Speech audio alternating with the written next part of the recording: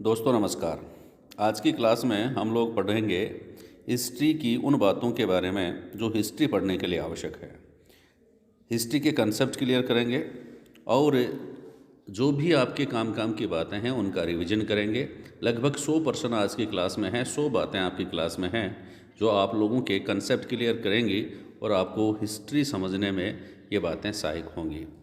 देखिए, पहली बात जो है इस क्लास की वह यह है कि इतिहास में तिथियों को प्रकट करने वाले विभिन्न शब्द जो दिए गए हैं उनको आप लोगों के लिए जानना ज़रूरी है। विभिन्न शब्द कैसे, जैसे लिख रखा है BC, तो BC का हिंदी में, अंग्रेजी में तो BC कहते हैं, हिंदी में इसका अर्थ होता है ईशा पूर्व। ठीक है, BC का मतलब होता है ईशा पूर्व और पूरा नाम होता है बिफोर क्राइस्ट। बिफोर क्राइस्ट यानी कि ईशा से पूर्व। ये बातें BC लिखा हुआ आ जाए इसका मतलब ईशा पूर्व है। आगे बात समझ में आए। और इसके बाद है AD। AD में लागे हो रहा है मुरड़ को कहाँ करो, तो AD का मतलब क्या है, हिंदी में ईस्वी बोलते हैं। AD को हिंदी में ईस्वी बोलते हैं और इसका पूरा नाम होता है एनो डोमिनी। क्या नाम होता है? एनो डोमिनी होता है, यानी कि इस वर्ष में ईसा मसीह का जन्म हुआ था, इसलिए AD शब्द इसमें काम में लेते हैं। तो BC का मतलब समझ गए आप, AD का मतलब समझ गए। एक और शब्द आ जाता है CE। CE का मतलब क्या है? ये भी कॉमन एरा कहलाता है। C का मतलब कॉमन और E का मतलब एरा, कॉमन एरा, CE। ठीक है, कॉमन एरा। और BCE बिफोर कॉमन एरा, ये शब्द भी हिस्ट्री में अपन काम में लेते हैं। कॉमन एरा, बिफोर के कॉमन एरा, तो जो भी ये चीज़ लिखी हुई आ जाए ना तो आप समझ जाना इसका फुल फॉर्म क्या होती है। ठीक है, आगे और देखिए BP भी लिखा होता है। BP का मतलब क्या होता है? इतिहास में समझना ज़रूरी है, पढ़ना ज़रूरी है। अगर किसी कोई डिजिट लिखा हुआ जाएगा 1990 BP का मतलब क्या हो गया? Before present. बिफोर प्रेजेंट ये मत समझ लेना ब्लड प्रेशर होता है। बिफोर प्रेजेंट वर्तमान काल जो है उससे पहले का काल क्या कहलाता है? BP कहलाता है। किसमें? हिस्ट्री में कहलाता है। नेक्स्ट, दूसरे नंबर की बात जो आपको जानने लायक है वह क्या है? कारतूस क्या होते हैं? ठीक है, वैसे कारतूस आप सब लोग जानते हैं कि बंदूक में भरे जाने वाले पदार्थ का गोलियां जो होती है ना वो कारतूस कहलाता है, लेकिन नहीं, यहाँ पर कारतूस अलग है। हिस्ट्री में क्या है कारतूस? कारतूस क्या है? रोशेटा पत्थर पर, रोशेटा नामक एक पत्थर आता है, उस पर उत्कीर्ण एक छोटा सा फ्रेम जिसमें राजा व रानियों के नाम लिखे गए हैं। रोशेटा पत्थर पर राजा व रानियों के नाम लिखे गए हैं अलग से फ्रेम बना करके। उस फ्रेम को कहते हैं, जिसमें राजा व रानियों के नाम लिखे गए हैं, उनको हम क्या कहते हैं? कारतूस कहते हैं। उनको क्या कहते हैं भाई? कारतूस। ध्यान में रखना, कारतूस वैसे अपन यही समझते हैं कि बंदूक में डाले जाते हैं। अब नेक्स्ट तीसरी बात जो आपको ज़रूरी है, आप लोगों से पूछ ले, क्या पूछ ले भाई, कृषि का प्रारंभ कब हुआ था? आज से लगभग कितने वर्षों पूर्व कृषि कार्य प्रारंभ हो चुका था? तो आप बताएंगे कृषि कार्य जो है ना भाई 8000 वर्ष पूर्व प्रारंभ हो गए थे। कृषि कार्य 8000 वर्ष पूर्व प्रारंभ हो गए थे। सिंधु सभ्यता के प्रथम नगर कब बस गए थे? तो आप बताएंगे 4700 वर्ष पूर्व। सिंधु सभ्यता, सिंधु घाटी सभ्यता के जो नगर है ना, हड़प्पा, मोहनजोदड़ो, ये कब बस गए थे? 4700 वर्ष पूर्व बस गए थे। फिर गंगा घाटी के नगर या मगध का बड़ा राज्य, मगध जो है ना, पहले इंडिया थोड़ा ना था, पूरा भारत थोड़ा ना था, एक मगध बहुत बड़ा राज्य था उस समय, एक मगध राज्य था, उसका कब बस गया था? वह 2500 वर्ष पूर्व। कब? 2500 वर्ष पूर्व।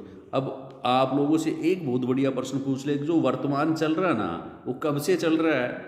जो वर्तमान चल रहा है वह कब से चल रहा है? तो आप बताएंगे 2000 वर्ष हो गए वर्तमान को चलते हुए। कितने वर्ष पूर्व से?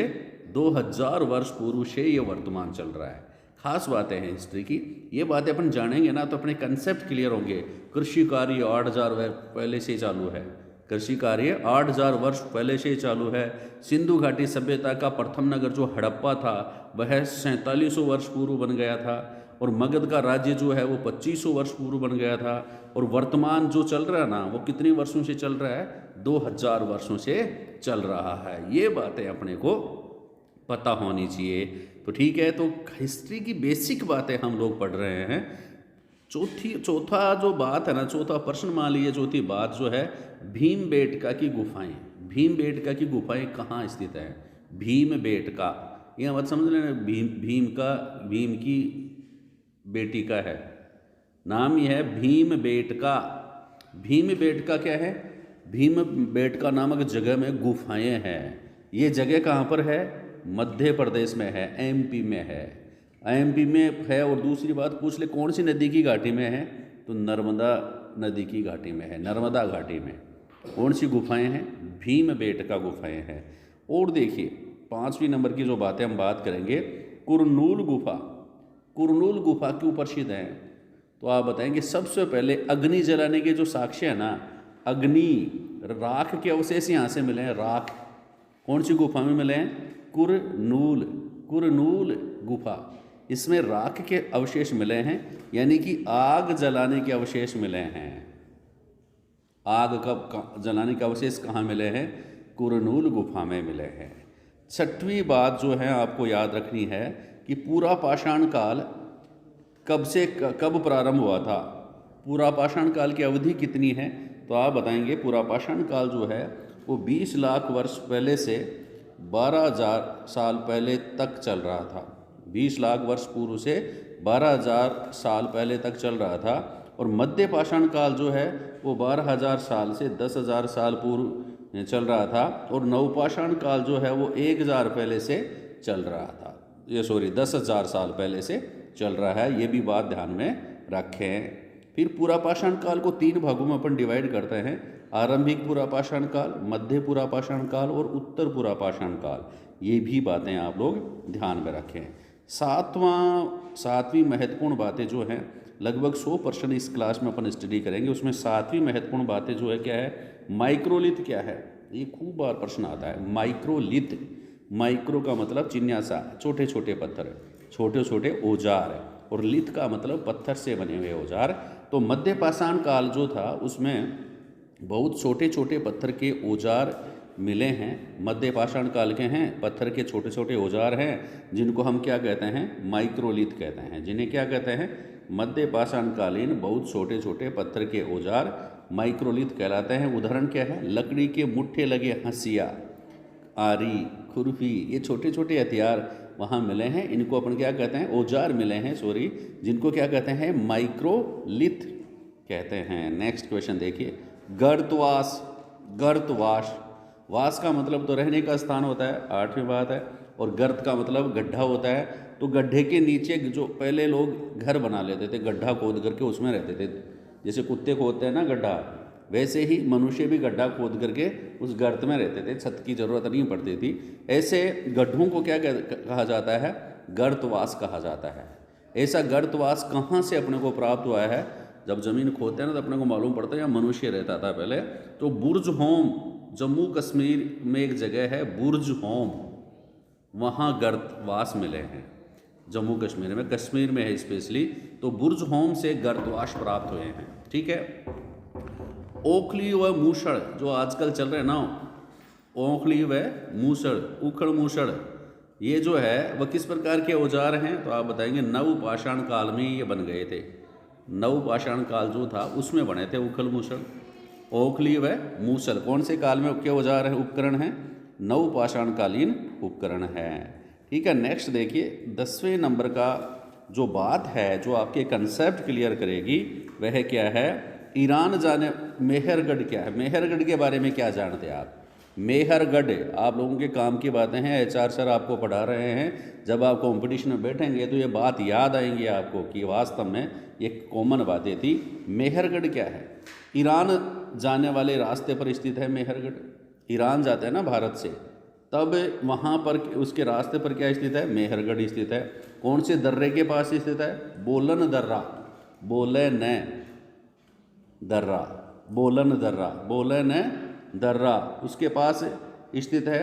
इस इलाके में सबसे पहले गेहूं जौ उगाना एवं भेड़ बकरी पालना सीखा गया था। मेहरगढ़ जो है ना, वहाँ पर गेहूं व जौ की खेती इस इलाके में की गई थी पहले मेहरगढ़ में। ठीक है। और 7,000 साल पहले कपास की खेती होती थी मेहरगढ़ में। 7,000 साल पहले कपास की खेती होती थी मेहरगढ़ में। तो 3-4 बातें। मेहरगढ़ जो है ईरान जाने वाले रास्ते पर स्थित है, बोलन दर्रे के पास स्थित है। इस इलाके में सबसे पहले गेहूं जौ उगाना एवं भेड़ बकरी पालना सीखा था यहाँ के लोगों ने। और 7000 साल पहले यहाँ कपास की खेती की जाती थी। नेक्स्ट, मृतक के साथ बकरी को भी दफनाया जाता था। बकरी पालता था ना वो मृतक, जो मर गया बकरी पालता था, उसके साथ बकरी को भी दफना दिया जाता था। कहाँ पर? मेहरगढ़ में। मेहरगढ़ में मृतक के साथ किसको दफना दिया जाता था? बकरी को भी दफना दिया जाता था। अब 12वें नंबर की बात क्या आ रही है, देखिए 12वें नंबर की बात जो आने वाली आपके सामने बहुत काम की बात है। चताल ह्यूक, चताल नाम पहली बार सुना होगा एचआर सर से, आपने नाम पहली बार सुना होगा क्योंकि पढ़ाई जो है ना आपने ऐसी नहीं की है। चताल, चैताल है, चताल ह्यूक है, आधा है, यूक है। चताल ह्यूक क्या है? चताल ह्यूक क्या है? तो चताल ह्यूक जो है आप पढ़ के आए हैं 7th क्लास से, 6th क्लास से, उन्हीं क्लासों से ये बढ़िया प्रश्न है, तो आपने पढ़ा ही नहीं होगा वहाँ पर चताल ह्यूक क्या है, क्योंकि अपने को पता ही नहीं है। तो चताल ह्यूक तुर्की में स्थित एक पूरा स्थल है। तुर्की में स्थित, तुर्की देश है जिसको यूरोप का बीमार शख्स भी कहता है। ठीक है, यह है तुर्की पूरा स्थल, एक पुरातात्विक स्थल है। कहाँ पर है ये? तुर्की में। यहाँ पर क्या है, यहाँ से कई काम की चीज़ें मिली है। चकमक मिली है, यहाँ से एक चकमक पत्थर मिला है। कहाँ से मिला है? चताल ह्यूक से। चकमक पत्थर जो है वह कहाँ से लाया गया था? सीरिया से। सॉरी, लाल सागर की कोड़ियाँ मिली हैं यहाँ से।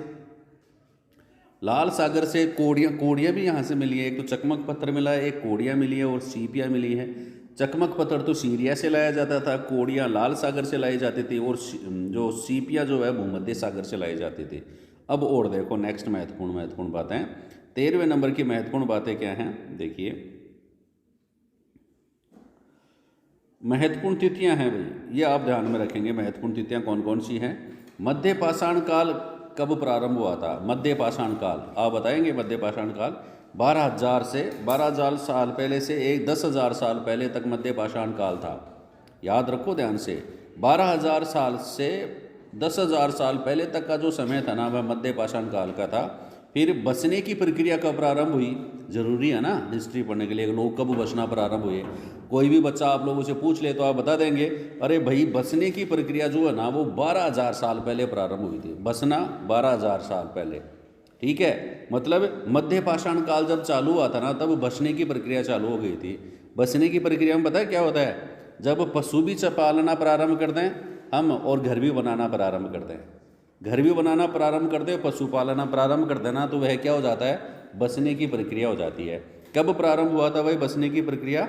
12,000 साल पहले। बता देंगे सब। नेक्स्ट और देखो, नवपाषाण युग का प्रारंभ कब हुआ? 10,000 साल पहले। मध्य पाषाण काल 12,000 से 10,000 वर्ष पहले और नवपाषाण काल 10,000 साल पहले प्रारंभ हुआ था। और मेहरगढ़ में बस्ती का प्रारंभ 8,000 साल पहले हुआ था। मेहरगढ़ में अभी बात की ना अपने, मेहरगढ़ में वहाँ पर मृतक को बकरी को मृतक के साथ अपनाया जाता था। तो बस्ती का प्रारंभ 8,000 साल पहले हुआ था। मेहरगढ़ में कपास की खेती 7,000 साल पहले प्रारंभ हुई थी। नगरों का प्रारंभ कब हुआ था? हड़प्पा मोहनजोदड़ो इनका 4700 साल पहले हुआ था। हड़प्पा नगरों के अंत की शुरुआत, हड़प्पा और मोहनजोदड़ो की जो सभ्यता थी ना उसका अंत होना प्रारंभ हो गया था। कब? 3900 साल पहले। 4000 में कतरी साल कम सी, 100 साल ही कम ही। विश्व पहली सिंधु घाटी सभ्यता के जो नगर हैं वो नष्ट होना प्रारंभ हो गए थे। हड़प्पा नगरों के अंत की शुरुआत हो गई थी। अन्य नगरों का विकास हुआ था 2500 साल पहले, जैसे मोहनजोदड़ो है, लोथल है, ये नगर जो है ना वो 25 साल पहले ये उनका विकास प्रारंभ हो गया था। अब है 15वें नंबर की बात हिस्ट्री की जो आपको जानना जरूरी है, जिससे अपने को हिस्ट्री समझ में आएगी। ये सारी बातें समझना जरूरी है। सबसे पहले खोजा गया नगर कौन सा है? भारत में सबसे पहले खोजा गया नगर कौन सा था? हड़प्पा। हड़प्पा हड़प्पा खोजा गया नगर था। हड़प्पा जो नगर जब खोदा गया था ना तो उसके पश्चिमी भाग और छोटा था। पश्चिमी भाग, दो भाग थे नगर में, एक तो पश्चिम की तरफ और एक पूर्व की तरफ, दो भाग थे। पश्चिमी की तरफ भाग जो था ना वो छोटा तो था लेकिन ऊंचाई पर स्थित होता था। देखो खास बात हड़प्पा की, दो नगर था, नगर के दो भाग थे, एक तो पश्चिमी भाग, ठीक है, एक पूर्वी भाग। पश्चिमी भाग तो छोटा तो था लेकिन ऊंचाई पर स्थित था, ऊंचाई। और उस भाग को, पश्चिम भाग को कहते थे नगर दुर्ग। पश्चिम भाग को क्या क्या कहते थे? नगर दुर्ग कहते थे। और पूर्वी भाग जो था ना, इधर वाला पूर्वी भाग, वह बड़ा तो था, उसमें खूब सारे गांव के लोग रहते थे, लेकिन और नीचा था वो पश्चिमी भाग से। पश्चिम भाग ऊंचा और नीचा, दो भाग थे वहाँ पर, और उसमें उसको कहते थे निचला दुर्ग। तो जो पश्चिमी भाग जो था ना, उसमें राजा रानियाँ महाराजा, राजा महाराजा के सैनिक वगैरह, सैनिक क्या, उसके जो अधिकारी वगैरह रहते थे, राजा रानी भी रहते थे ऊंचे भागों में, तो उसको कहते थे नगर दुर्ग। और पूर्वी भागों में कौन, गांव के अन्य व्यक्ति रहते थे। इस प्रकार का सिस्टम था हड़प्पा में। और सब के दोनों, पश्चिमी भाग और पूर्वी भाग दोनों के चारों तरफ चार दीवारियाँ और बना देते थे। ऐसे बड़े बड़े नहीं थे, इतने तो बड़े बड़े नहीं थे, लेकिन चार दीवारियाँ बना देते थे उनके चारों तरफ। क्यों? किसकी बनी थी? पक्की ईंटों की बनी हुई। उस समय भी पक्की ईंटें थी। अब देख लो आप, हड़प्पा और मोहनजोदड़ो की सभ्यता कितनी विकसित थी। तो पक्की ईंटों की बनी हुई चार दीवारियाँ हड़प्पा के चारों तरफ थी। और एक बहुत बड़ा बाथरूम मिला है स्नान करने की जगह। कहाँ पर?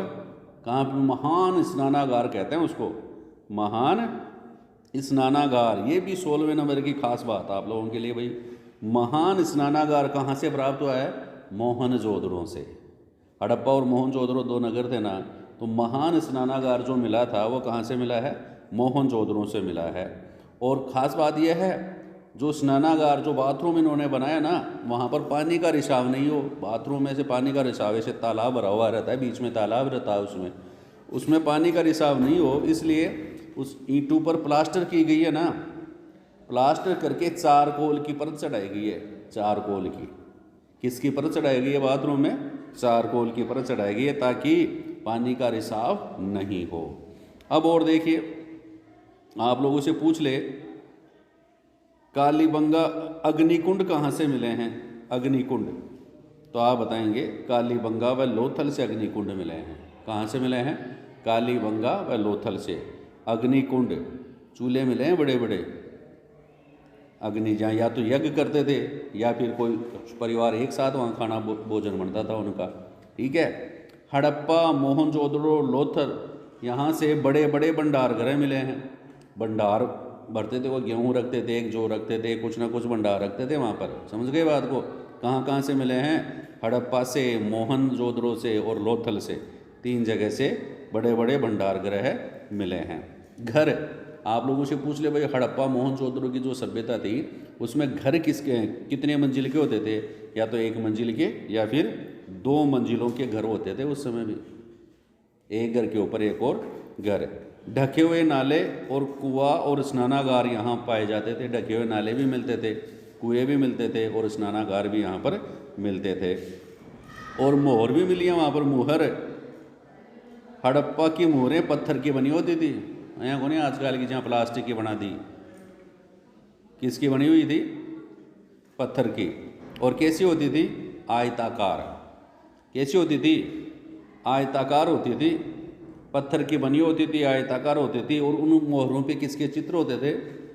आपने तो ऐसे लिखा होता ना, प्रिंसिपल GSS अनंतपुरा, ऐसे लिख देते ना। लेकिन वहाँ पर क्या लिखा होता था? जानवरों के चित्र होते थे सामान्यतः। मोहर लगा दी, शेर को चित्रा को मोहर लगा दी, बांदरा को चित्रा को भी मोहर बना दी। ठीक है ना? कुछ भी जो उन पे जानवरों के चित्र होते थे।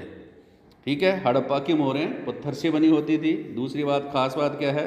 आयताकार होती थी, आयत के आकार की, अभी भी आयताकार होती हैं लगभग।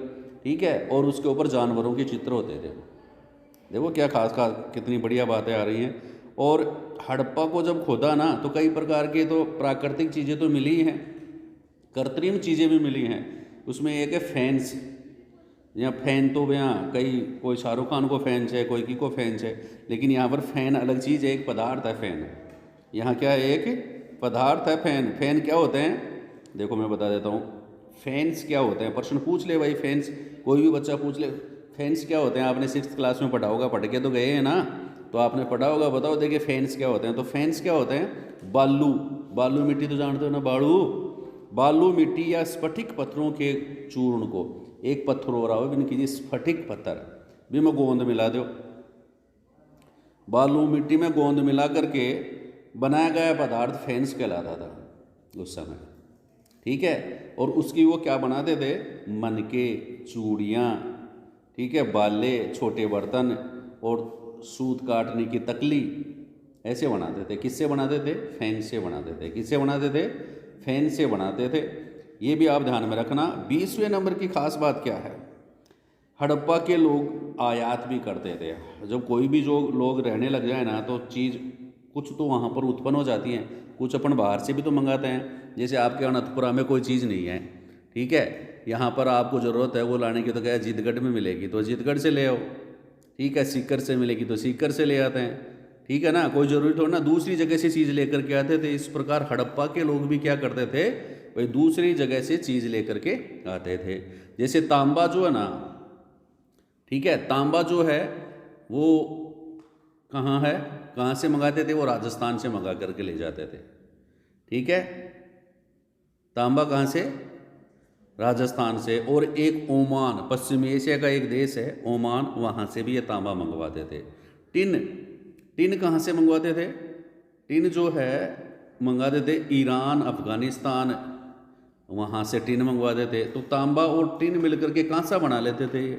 कांसे की वस्तुएं आती थी ना, कांसा बनाते थे तांबे व टिन से, ठीक है। और सोना जो थे ना, वो सोना कहाँ से आयात करते थे, कर्नाटक से ये सोना मंगाते थे, ठीक है ना। सोना कहाँ से मंगवाते थे, कर्नाटक से मंगवाते थे।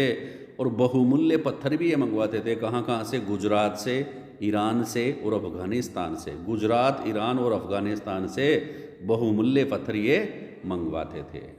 आ गई बात समझ में।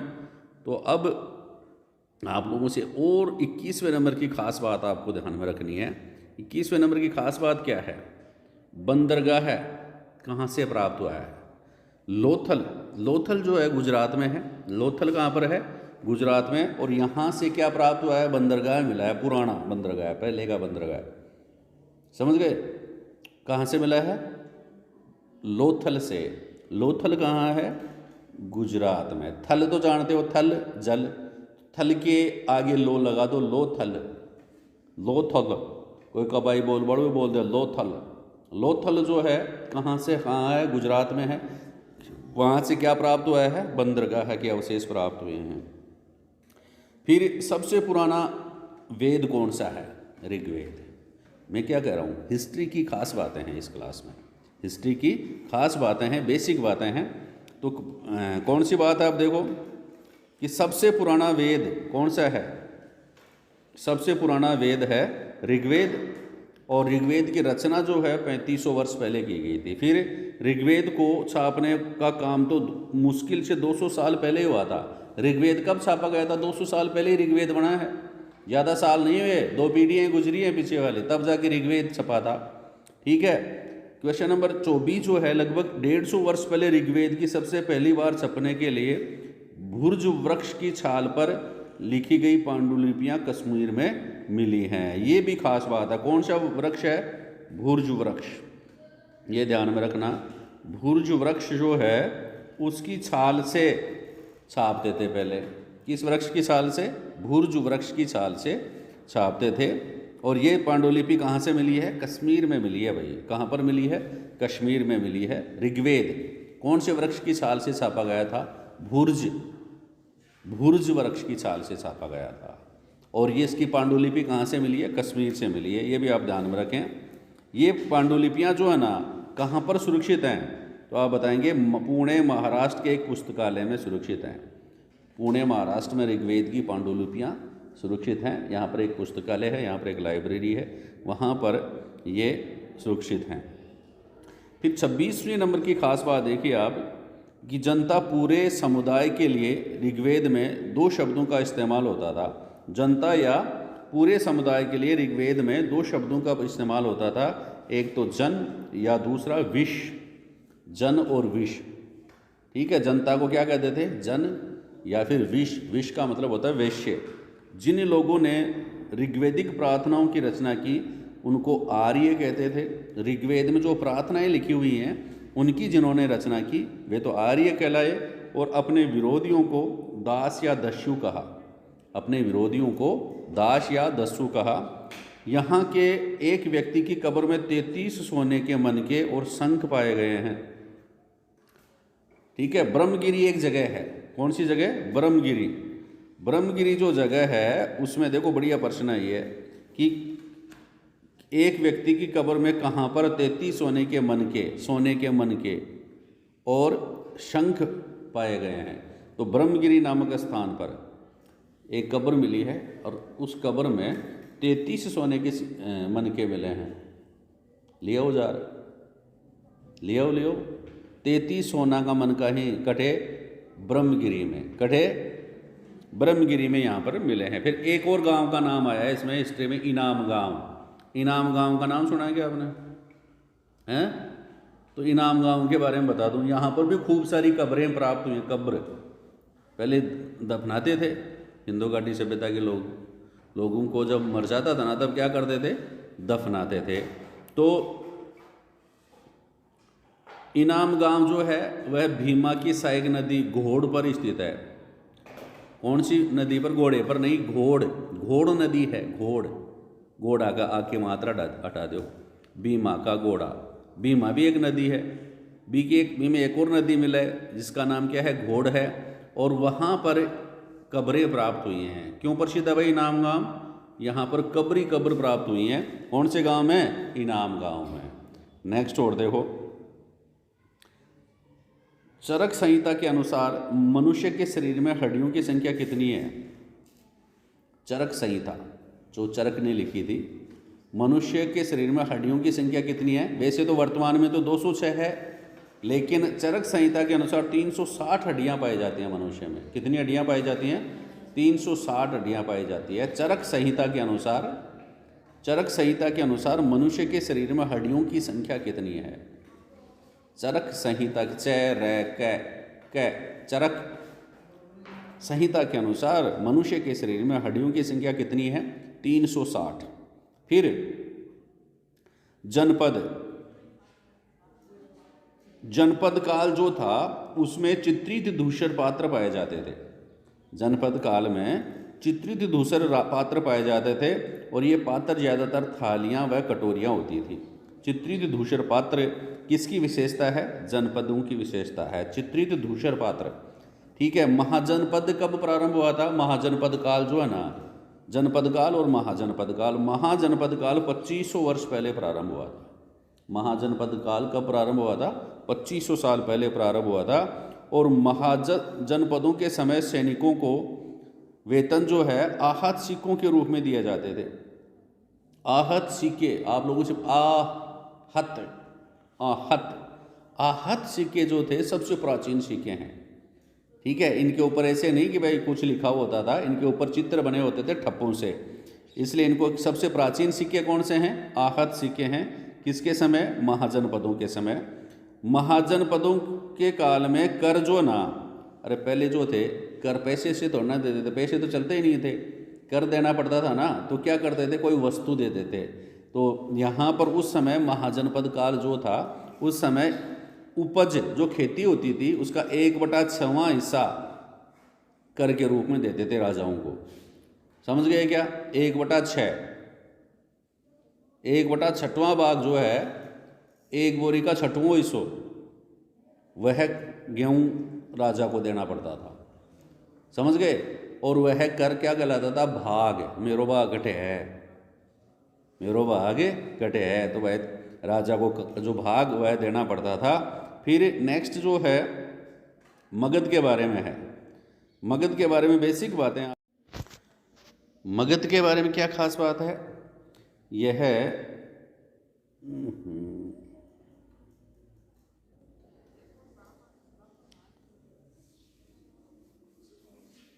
मगध के बारे में क्या खास बात है? यह गंगा व सोन नदियों के बीच में स्थित है। इसमें मगध जो है ना उसमें काफ़ी जंगल पाए जाते थे और जंगलों में हाथी भी पाए जाते थे उस समय। मगध जो है ना सबसे शक्तिशाली कैसे हुआ, कई बार पूछ लेते हैं। तो वहाँ क्या है, गंगा व सोन नदियों के किनारे स्थित है, पानी की दिक्कत ही नहीं, तो खूब सेना रख सकते थे। दूसरी बात, जंगल भी खूब सारे पाए जाते थे, तो जंगल से लकड़ियाँ काट के लेकर के आते थे और लकड़ियों से हथियार भी बना लेते थे और लकड़ियों से रथ भी बना लेते थे। जंगलों में हाथी भी पाए जाते थे जिसको पकड़ करके ले आते थे और सेना के काम में लेते थे। समझ गए ना? तो लोहा जो है वहाँ पर उस समय भी लोहा वहाँ पर प्राप्त होता था, तो इसलिए क्या हथियार वो बना लेते थे। इसलिए मगध जो है वो बड़ा शक्तिशाली राजा हो गया था, शक्तिशाली राज्य हो गया था। और यहाँ मगध साम्राज्य में जो मुख्य प्रमुख शासक हुए ना, उनके नाम देखो आप, बिंबिसार, बिंबिसार है, अजातशत्रु है, महापद्मनंद है।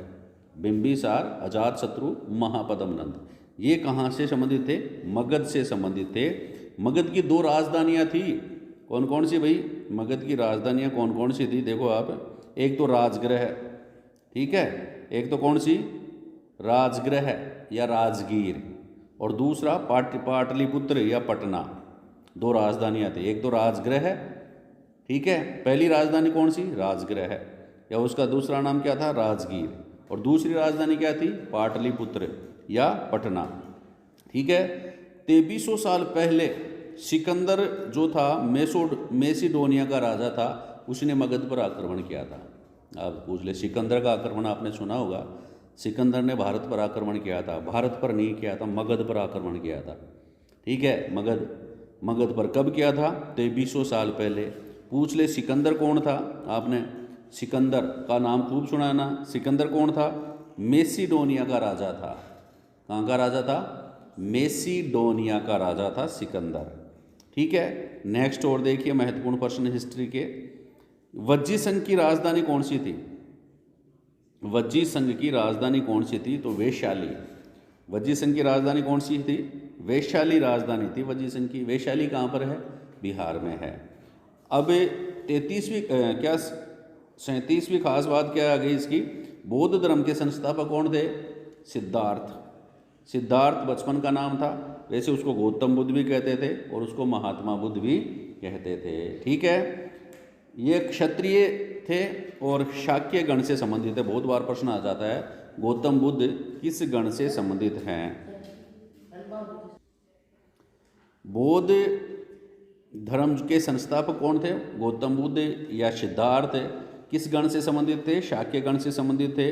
बोध गया या बिहार जो है, वहाँ पर इनको पीपल के वृक्ष के नीचे ज्ञान की प्राप्त हुई थी। प्रथम उपदेश उन्होंने सारनाथ में दिया था, उनकी मृत्यु कुशीनारा में हुई थी। शिक्षा जो थे वो प्राकृतिक भाषा में ये शिक्षा देते थे, प्राकृतिक भाषा पर। 34वें नंबर की जो खास बातें हैं आपके इस बुक की, उसमें 6 दर्शनों के बारे में बताया। 6 दर्शन कौन कौन से हैं और उनकी रचना किसने की है? पहला दर्शन है वैशेषिक दर्शन, दूसरा है न्याय, तीसरा है सांख्य, चौथा है योग, पांचवा है पूर्व मीमांसा और छठवां है उत्तर मीमांसा। आप लोगों से पूछे वैशेषिक दर्शन की रचना किसने की, तो आप बताएंगे कणाद ने। विशेष कण, वैशेषिक कणाद। न्याय दर्शन की रचना की गौतम ने। सांख्य दर्शन की रचना की कपिल ने, सांख्य कपिल। योग पतंजलि। पूर्व मीमांसा जैमिनी और उत्तर मीमांसा जो है वह है वेदव्यास।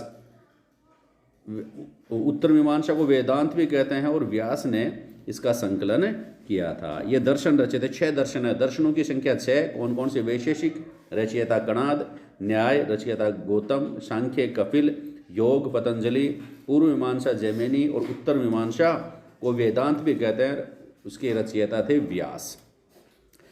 35वें नंबर की खास बात क्या है? 35वें नंबर की खास बात आपके स्क्रीन पे आने वाली है और ये खास बात जो है 1 करोड़ की है। अगर आपको नौकरी मिल जाएगी तो 1 करोड़ जरूर मिल जाएंगे। 35वें, उपनिषद का क्या मतलब होता है? उपनिषद का अर्थ होता है गुरु के समीप बैठना, गुरु के पास जाके बैठ के अगर जिन ग्रंथों की शिक्षा ग्रहण की जाती है उनको उपनिषद कहते हैं। उनको क्या कहते हैं? उपनिषद, ठीक है। अब है 36वें नंबर की बात आपको रखनी है याद। कौन सी है?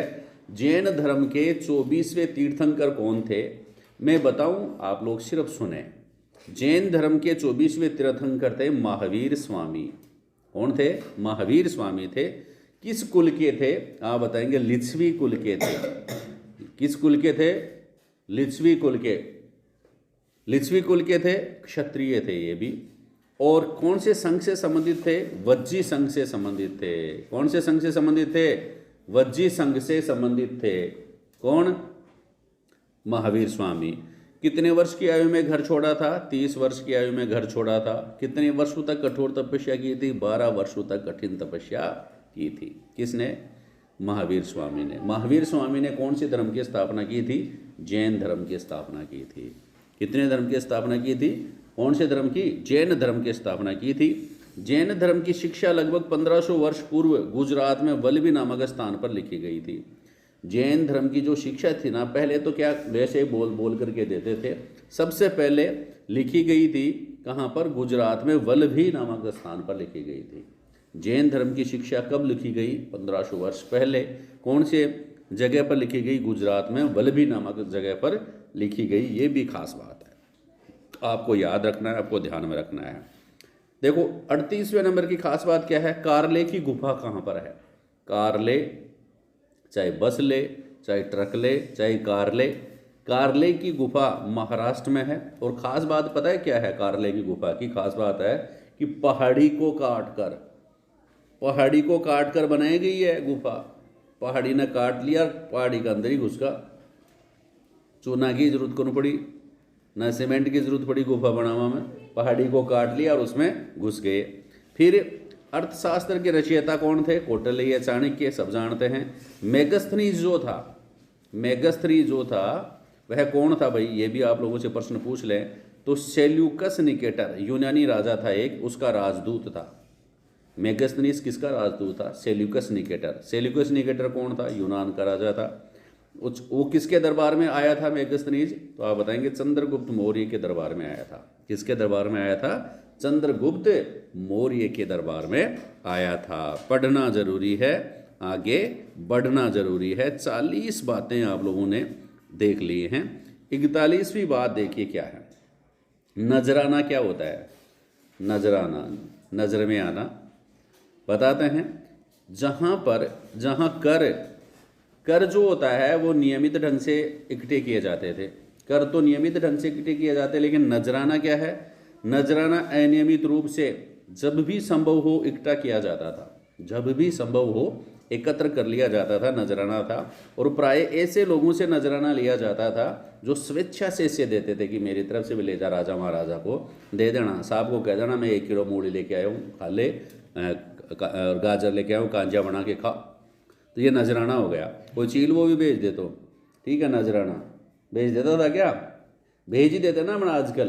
तो ये जो है ना, ये नजराना। पहले तो क्या वैसे हीरे मोती सोना ऐसे, चांदी सोना ऐसे भेजते थे, तो उनको क्या कहते थे? नजराना कहते थे। स्वेच्छा से दिया जाता था, किसी आकस्मिक भेंट पे दिया जाता था। और अगला जो प्रश्न है, चीन की दीवार की लंबाई लगभग कितनी है? चीन की दीवार कितनी किलोमीटर लंबी है? तो 6400 किलोमीटर लंबी है। कितने किलोमीटर लंबी है? 6400 किलोमीटर लंबी है, 6400। नेक्स्ट है, अरिका मेडू का रोमन नाम क्या है? अरिका मेडू का रोमन नाम है पोडुका। पोडुका, अरिका मेडू का रोमन नाम है पोडुका। अब और देखिए, ये बहुत बढ़िया प्रश्न है। 43वें नंबर की जो खास बात है ना, ये आपके काम की बात है। तमिल क्षेत्र जो है उसमें बड़े बड़े भूस्वामियों के लिए कौन सा शब्द काम में लिया जाता था? तो वे लल्ला जो है, बड़े भूस्वामी जिनके पास खूब सारी ज़मीन होती थी ना तमिल क्षेत्र में, दक्षिण भारत में, वहाँ पर क्या था, जो बड़े बड़े भूमि जिनके पास ज़्यादा ज़मीन होती थी उनको वेलल्ला कहते थे, वेलल्ला। और साधारण हलवाहा जो है उनको उणवार कहते थे। और भूमिहीन मजदूर या दास जो है उसको कड़ेसियार या अद्दीमई कहते थे। कड़ेसियार या अद्दीमई, ये बात ध्यान में रखना, इम्पोर्टेंट है, खास बात है भाई। साधारण हलवाहा जो है उनको उणवार कहते थे। तो वेलल्ला, उणवार और कड़ेसियार या और अद्दीमई, ये क्या है? भूमिहीन मजदूर और दास। किस क्षेत्र में? तमिल क्षेत्र में। ध्यान रखना, प्रश्न तो बनता है। उत्तरी भारत में देखिए, गांव का प्रधान जो है वह क्या कहलाता था? ग्राम भोजक। ग्राम सेवक मत समझ लेना, गांव का प्रधान ग्राम भोजक कहलाता था। गांव का एक प्रधान होता था, बड़ा व्यक्ति, जिसको ग्राम भोजक कहते थे उत्तरी भारत में। और ये आनुवंशिक पद था, बाप मर गया तो बेटा वहाँ का ग्राम भोजक बन जाता था। ग्राम भोजक जो था ना, उसके पास सबसे ज़्यादा ज़मीन होती थी, सबसे बड़ा भूस्वामी होता था वह। और जो बाकी के किसान थे ना, उनको गृहपति कहते थे। उनको क्या कहते थे? गृहपति कहते थे। नेक्स्ट 45वें नंबर का जो प्रश्न है, 45वें नंबर की जो खास बात है वो आपकी मुलाकात करवाएगी एक अच्छी बात से। सबसे प्राचीन सिक्के कौन से कहलाते थे? आहत सिक्के। आहत आहत आहत सिक्के जो होते हैं ना, सबसे प्राचीन सिक्के आहत सिक्के कहलाते हैं। और ये पता है किसके बने होते थे? चांदी के बने होते थे या तांबे के बने होते थे। और इनके ऊपर विभिन्न आकृतियों को आहत करके बनाया जाता था। आहत का मतलब ठप्पा लगा करके।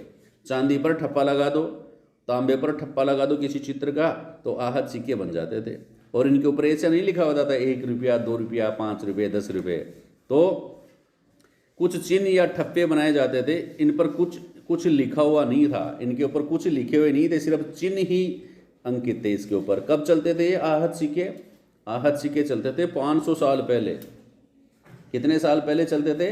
500 साल पहले। कौन से सिक्के चलते थे? आहत सिक्के चलते थे। देखिए, अब आप लोगों से पूछ ले श्रेणी क्या होती है, तो व्यापारियों का संघ जो है ना, वो श्रेणी कहलाता था। व्यापारियों का संघ क्या कहलाता था? श्रेणी कहलाता था। नेक्स्ट और देखिए, 47वें नंबर की खास बात है, संगम साहित्य तमिल की प्राचीन। संगम साहित्य किसे कहते हैं? तमिल की प्राचीन रचनाओं को संगम साहित्य कहते हैं। तमिल की प्राचीन रचनाओं को क्या कहते हैं? संगम साहित्य कहते हैं। इनकी रचना कब हुई थी? लगभग 2300 साल पहले हुई थी। संगम साहित्य की रचना कब हुई थी? 2300 साल पहले। संगम क्यों कहा जाता है इनको? क्योंकि मदुरई जो है उसमें कवियों का सम्मेलन जब हुआ था ना, एक कवियों को बुलाया गया, वहाँ सम्मेलन किया गया। कौन सी जगह? मदुरई में। तो उन सम्मेलन में इनको संकलित किया गया था, इनको लिखा गया था। इसलिए इन रचनाओं को क्या कहते हैं? संगम साहित्य कहते हैं। क्या कहते हैं? संगम साहित्य। कब लिखे गए थे? रचना कब की गई थी? 2300 साल पहले। कब की गई थी? 2300 साल पहले। 48वें नंबर की खास बात क्या है? वे कथाएं जो आम लोगों को में प्रचलित थी उनको क्या कहते हैं? जातक कथाएं कहते हैं। क्या कहते हैं? जातक कथाएं। जी आपने भी कह दी, गाँव में कह दी एक चिड़ी मुझी बॉयली छी तो वे दोनी बोर खबा चली। ठीक है, तो गांव में जो कहानियां प्रचलित थी ना, उनको जातक कथाएं कहते हैं। क्या कहते हैं? जातक कथाएं। और ये कौन किसके द्वारा इनको लिखा गया था? बौद्ध भिक्षुओं के द्वारा लिखा गया था। बौद्ध भिक्षु जो थे उनके द्वारा लिखा गया था जातक कथाएं। और ये महात्मा बुद्ध के पूर्व जन्म की बातें भी इनमें हैं। नेक्स्ट 49वें नंबर का प्रश्न आपको ध्यान में रखना है। क्या है? अरिकामेडु। अरिकामेडु क्या था भाई? इसके बारे में आप ध्यान में रखें। ये पुदुचेरी जिसका नाम है वर्तमान में पुदुचेरी में था। अरिकामेडु एक पतन था, यह भी एक बंदरगाह था। यहाँ भूमध्य सागरीय क्षेत्र के एम्पोरा जैसे पात्र मिले हैं। एरेटाइन जैसे पात्र भी मिले हैं। इटली, एरेटाइन क्या है? एक इटली का शहर है। तो खास बात ध्यान रखना, भूमध्य सागर के एम्फोरा जैसे चित्र कहाँ से प्राप्त हुए हैं? अरिकामेडु से। और एरेटाइन पात्र कहाँ से मिले हैं? अरिकामेडु से। और एरेटाइन क्या है? इटली का एक शहर है। ये खास बात आप लोग ध्यान में रखें। नेक्स्ट 50वें नंबर का प्रश्न आपकी स्क्रीन पे है, देखिए ध्यान से। रोमन साम्राज्य में काला सोना किसे कहा जाता था? काला सोना। काला सोना काली मिर्च को कहते थे। क्यों? क्योंकि उसकी बेहद मांग थी। ज़्यादा के मन भी दो काली मिर्च मेरते भी लिया दो, मेरते भी लिया दो, मेरते भी लिया जे भाया, मेरते अतरी लिया जे, मेरते अतरी लिया जे। खूब डिमांड हो गई ना, तो वह क्या हो गई? इसकी कीमत बढ़ गई। इसलिए काली मिर्च को क्या कहते थे? काला सोना कहते थे। कहाँ पर? रोमन साम्राज्य में। नेक्स्ट प्रश्न है मूवेंदार। ये बढ़िया प्रश्न है, ध्यान में रखना। प्रश्न क्या है? मूवेंदार। मूवेंदार, ये शब्द को ध्यान में रखना भाई। मूवेंदार किसे कहते हैं? एक तमिल शब्द है ये मूवेंदार। कौन सा शब्द है? तमिल शब्द है। और इसका अर्थ होता है 3 मुखिया। यानी कि मूवेंदार शब्द जो है 3 शासक परिवारों के मुखियाओं के लिए ये प्रयोग किया जाता है। कौन कौन से हैं? एक तो चोल, चेर और पांडे। चोल, चेर और पांडे मूवेंदार में बांधे। ठीक है, चोल, चेर और पांडे, ये 2300 साल पहले दक्षिणी भारत में इनका शासन था। फिर एक और 52वें नंबर का प्रश्न, पुहार या कावेरी पट्टनम क्या है? चोलों का बंदरगाह है, पुहार था। कहाँ पर था चोलों का बंदरगाह? पुहार में या कावेरी पट्टनम में था। मदुरई क्या थी? पांड्यों की राजधानी थी। पांड्यों की राजधानी कौन सी थी? मदुरई। पांड्यों की राजधानी कौन सी थी? मदुरई थी भाई, ध्यान में रखना। नेक्स्ट, सातवाहन राजवंश किस भारत के कौन से हिस्से में थे? सातवाहन पश्चिमी भारत में थे। सबसे प्रमुख राजा कौन था सातवाहन राजवंश का? गौतमी पुत्र सातकर्णी। और इनको क्या कहते थे? दक्षिणीपथ के स्वामी कहे जाते थे। सातवाहन शासक कहलाते थे, दक्षिणापथ के स्वामी। बहुत बढ़िया प्रश्न है। चीन में रेशम बनाने की तकनीक कब प्रारंभ हुई? 7000 साल पहले। सिल्क रूट पर नियंत्रण करने वाले सबसे प्रसिद्ध शासक कौन थे? कुषाण। मध्य एशिया व पश्चिमोत्तर भारत, कुषाण। मध्य एशिया व पश्चिमोत्तर भारत में किसका शासन था? कुषाणों का शासन था। कब? 2000 साल पहले। पेशावर व मथुरा कुषाणों के दो प्रमुख केंद्र थे, और तक्षशिला भी कुषाणों का प्रमुख केंद्र था। पेशावर व मथुरा कुषाणों के दो प्रमुख केंद्र थे। इसके अलावा तक्षशिला भी कुषाणों का प्रमुख केंद्र था। नेक्स्ट, 59वें नंबर की खास बात देखिए, इस उपमहाद्वीप में सोने के सिक्के जारी करने वाला, भारत में सोने के सिक्के जारी करने वाले पहले शासक कौन थे? कुषाण। मूषाण मना समझ लीजिए, कुषाण। ठीक है। कनिष्क के बारे में और खास बात देखिए, सबसे प्रसिद्ध कुषाण शासक था 1900 साल पहले। इसने बौद्ध परिषद का गठन किया था। अश्वघोष कनिष्क के दरबार में रहते थे, और अश्वघोष ने बुद्ध चरित्र की रचना की थी। बुद्ध का निर्वाण का जो चिन्ह है, निर्वाण का चिन्ह जो है, पीपल के पेड़ की मूर्ति है। बुद्ध के निर्वाण का चित्र। 61वें नंबर का ये खास बात थी, खास प्रश्न था। अब 62वें नंबर की खास बात क्या? बोधिसत्व किसे कहेंगे? ऐसे व्यक्ति जो ज्ञान प्राप्त करने के बाद एकांतवास करते हुए ध्यान साधना कर सकते थे, उनको बोधिसत्व कहा जाता है। थेरवाद क्या है? बौद्ध धर्म का आरंभिक रूप थेरवाद कहलाता है। अब कुछ चीनी यात्रियों के बारे में 64वें नंबर के बाद। फासियन 1600 वर्ष पहले भारत आया था। स्वेनत्वांग 1400 वर्ष पहले भारत आया था। और इत्सिंग जो है 1350 वर्ष पहले भारत आया था। देखिए, और फासियन जो है वो समुद्री रास्ते से वापस चला गया था चीन, जबकि स्वेनत्वांग जो है वह नालंदा के में अध्ययन किया था इसने, और भूमार्ग से वापस गया था। भूमि से वापस गया, भूमार्ग से। नालंदा में पढ़ने वाला चीनी यात्री कौन था? स्वेन तसांग जो था वह नालंदा बिहार में अध्ययन इन्होंने किया था। 65वें नंबर की खास बात क्या है? 65वें नंबर की खास बात क्या है? भक्ति मार्ग की चर्चा किसमें की गई है? भगवत गीता में की गई है। भक्ति मार्ग की चर्चा किसमें की गई है? भगवत गीता में की गई है। भक्ति शब्द किन शब्दों से बना है? भज शब्द से बना है, जिसका अर्थ होता है विभाजित करना या हिस्सेदारी करना। तमिल शिव भक्त का नाम बताइए? अपार। अपार क्या है? तमिल शिव भक्त था। कब? 1400 वर्ष पूर्व में। हिंदू शब्द का क्या मतलब है? हिंदू, सिंधु या इंडस से हिंदू शब्द बनाया है, सिंधु या इंडस। ठीक है। सिंधु नदी के पूर्व में रहने वाले लोगों के लिए अरबों तथा ईरानियों द्वारा इस शब्द का प्रयोग किया गया था। बाहर से जो विदेशी आए थे ना, इन्होंने यहाँ के निवासियों को सिंधु नदी के पूर्व में जो लोग रहते थे ना, उनके लिए हिंदू शब्द का प्रयोग किया था। इसलिए हिंदू कोई धर्म नहीं है। केरल के ईसाई जो है वो क्या कहलाए भाई? सीरियाई ईसाई कहलाते हैं। देखो 69 नंबर की खास बात क्या है? केरल के ईसाई क्या कहलाते हैं? सीरियाई ईसाई कहलाते हैं। कौन से ईसाई कहलाते हैं? सीरियाई ईसाई कहलाते हैं। प्रशस्ति क्या होती है? एक संस्कृत शब्द है जिसका अर्थ है प्रशंसा करना। इलाहाबाद प्रशस्ति किसके द्वारा रचित है? हरिशैन द्वारा रचित है। इलाहाबाद प्रशस्ति हरिशैन द्वारा रचित है। और हरिशैन कौन थे? समुद्रगुप्त के दरबारी कवि थे। किस रूप में है? काव्य रूप में है। ये खास बात ध्यान में रखेंगे। अब बहुत ही खास बात है समुद्रगुप्त की विजयों के बारे में। देखिए, ये आपकी स्क्रीन पे मैं रख देता हूँ। समुद्रगुप्त की विजय है। समुद्रगुप्त ने जिन शासकों को हराकर अपने साम्राज्य में मिलाया वह कौन से हैं? आर्यावर्त के 9 शासक। आर्यावर्त के कितने शासक? 9 शासक जो थे, उनको हराकर समुद्रगुप्त ने अपने साम्राज्य में उन्हें मिला लिया था। नेक्स्ट, समुद्रगुप्त ने हराया लेकिन फिर उन्हें शासन करने की अनुमति दे दी। दक्षिणापथ के 12 शासक जो थे, उनको समुद्रगुप्त ने हराया लेकिन फिर उन्हें शासन करने की अनुमति दे दी। नेक्स्ट, कुछ शासक समुद्रगुप्त के लिए उपहार लाते थे और आज्ञाओं का पालन करते थे, दरबार में उपस्थित होते थे। ये कौन थे? असम, तटीय बंगाल, नेपाल और उत्तर पश्चिम के कई देश। ठीक है। फिर शासक जिन्होंने अधीनता स्वीकार कर ली समुद्रगुप्त की और अपनी पुत्रियों का विवाह किया, वह कौन सा था? श्रीलंका व वल्लभी आदि के शासक जो थे, उन्होंने समुद्रगुप्त की अधीनता स्वीकार की और अपनी पुत्रियों का विवाह समुद्रगुप्त के साथ किया। नेक्स्ट देखो,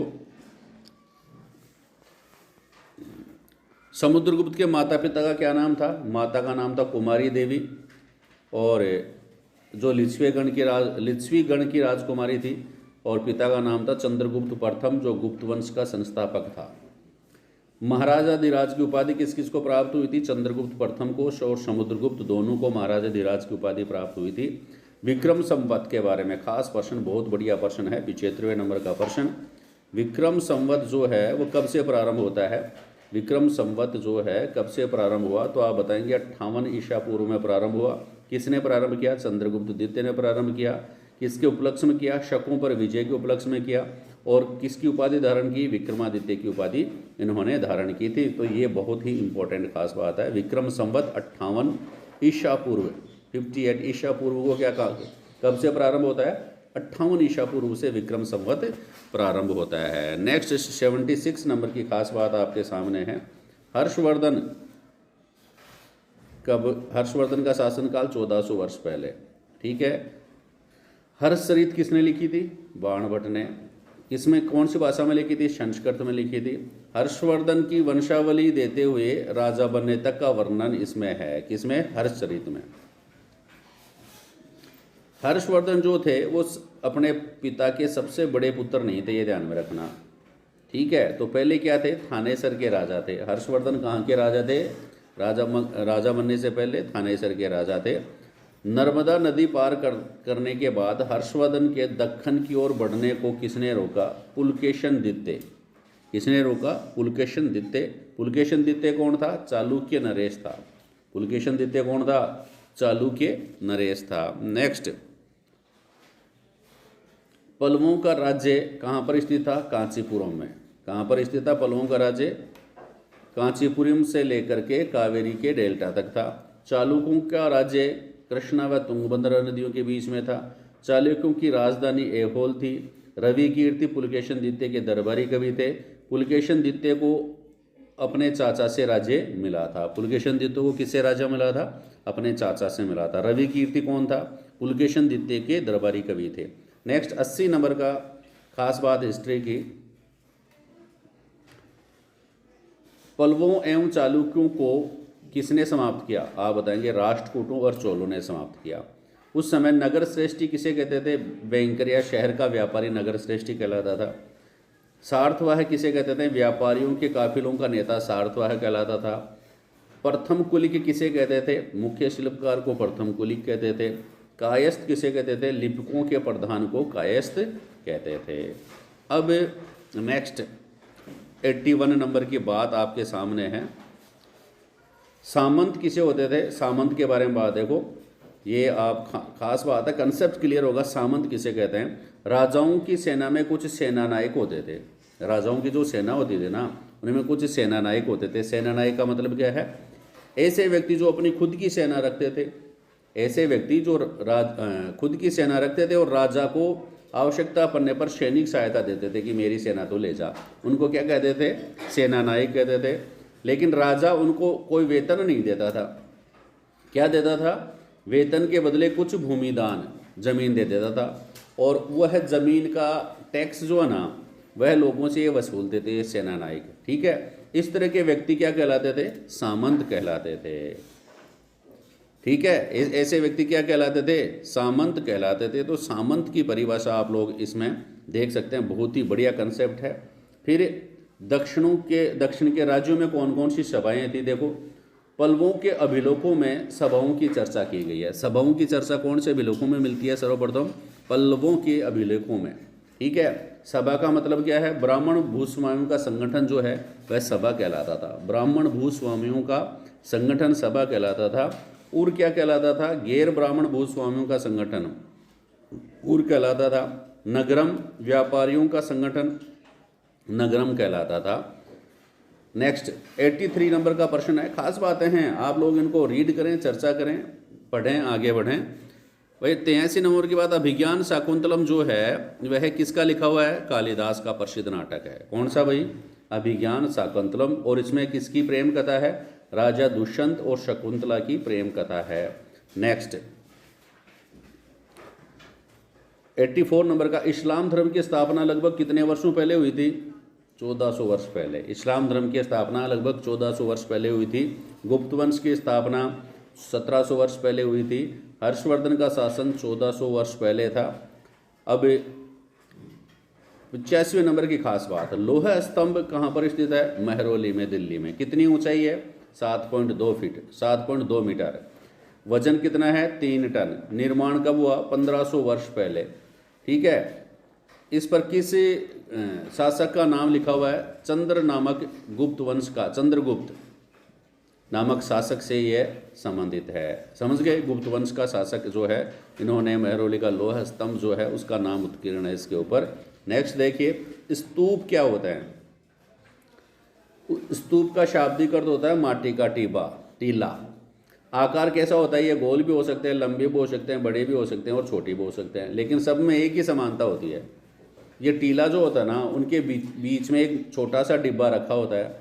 उस डिब्बे में बुद्ध व इनके अवयवों के शरीर के अवशेष, उनके जो चेलके हैं ना बुद्ध के, उनके शरीर के अवशेष, जैसे हाथी दांत, जैसे दांत, हड्डी, राख, या इनके द्वारा प्रयुक्त कोई चीज़, कोई कीमती पत्थर, सिक्के आदि रखे जाते थे इनके अंदर, है ना।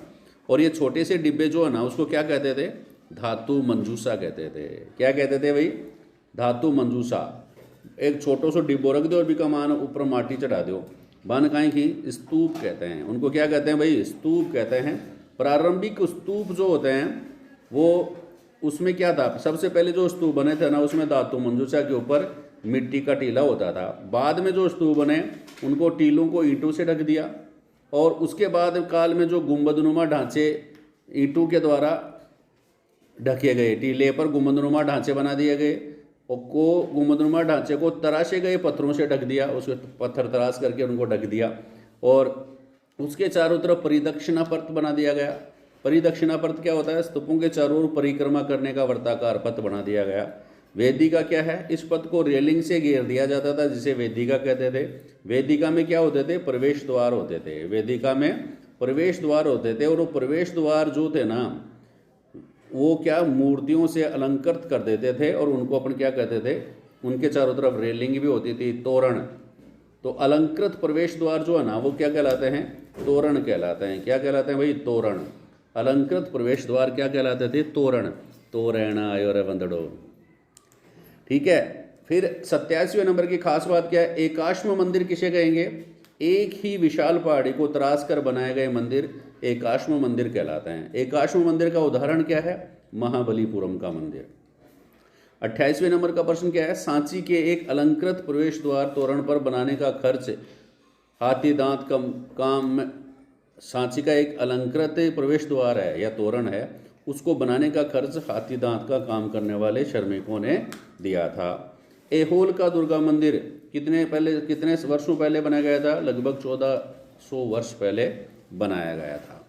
ठीक है। अब 90 नंबर का प्रश्न आ रहा है आपकी बुक में से, पूरी किताब आपको हम बता रहे हैं। 90 नंबर का प्रश्न क्या है?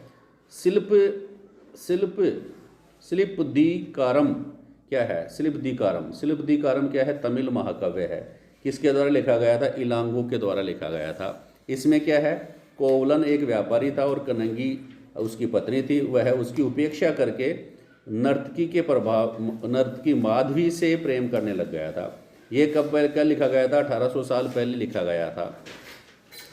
कोवलन पुहार छोड़कर मदुरई चले गए थे। इसमें यह लिखा है कि कोवलन जो थे, इसके माधवी के चक्कर में पुहार छोड़कर कहाँ चले गए थे? मदुरई चले गए थे। और मदुरई के पांड्या राजा के दरबारी जोहरी ने इनको कोवलन पर क्या? चोरी का झूठा आरोप लगा दिया और उसको मृत्युदंड दे दिया गया था। तब उसकी पत्नी जो थी कनगी ने मदुरई का विनाश कर डाला था। ये किस में लिख रखा है? शिल्पदीकारम तमिल महाकाव्य किसके द्वारा लिखा गया? इलांगो के द्वारा लिखा गया है। 90 नंबर की खास बात आप लोग ध्यान में रखें, प्रश्न कहीं से भी पूछा जा सकता है। ठीक है, नेक्स्ट देखिए, मणिमेखलाई। मणिमेखलाई के किसके द्वारा लिखा गया है? सतनार द्वारा लिखा गया है। कब लिखा? ये भी करीब 1400 साल पहले लिखा गया था। ये किसके द्वारा, किससे संबंधित है? कोलन व माधवी की बेटी के बारे में चर्चा की गई है। इसमें पांडुलिपियाँ खो गई थी, जो इसकी पांडुलिपियाँ, मणिमेखलाई की पांडुलिपि जो थी वो खो गई थी और दोबारा लगभग 100 वर्ष पहले वापस मिली थी। फिर 92 नंबर का प्रश्न है, पुराणों में क्या है? विष्णु, शिव, पार्वती, दुर्गा पार्वती की कहानियाँ हैं और सरल संस्कृत श्लोक में लिखे गए हैं। स्त्रियां व शूद्र भी इसे सुन सकते थे, पुराणों की खास बात है। नेक्स्ट देखिए,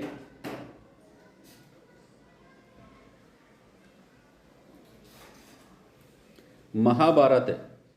महाभारत जो थी वो किस वंश से संबंधित है? पुरु वंश की राजधानी हस्तिनापुर को प्राप्त करने की लड़ाई थी। हस्तिनापुर किसकी राजधानी थी? पुरु वंश की राजधानी थी। पुराण व महाभारत दोनों किसने लिखे हैं? वेद व्यास ने लिखे हैं। रामायण किससे संबंधित है? कौशल के राजा राम की कहानी है। ये किसमें लिखी है? संस्कृत रामायण वाल्मीकि ने लिखी थी। ठीक है, कागज का आविष्कार कब किया गया था? 1900 साल पहले किया गया था। किसने किया था? काई लून नामक चीन के व्यक्ति ने कागज का आविष्कार किया था। तो दोस्तों ये थे कुछ खास प्रश्न आप लोगों के लिए, कक्षा 6 की पूरी बुक के ये प्रश्न थे। अगर चैनल पसंद आया है तो लाइक ज़रूर करें, चैनल को सब्सक्राइब कर लें और चैनल को शेयर ज़रूर करें। थैंक यू, धन्यवाद।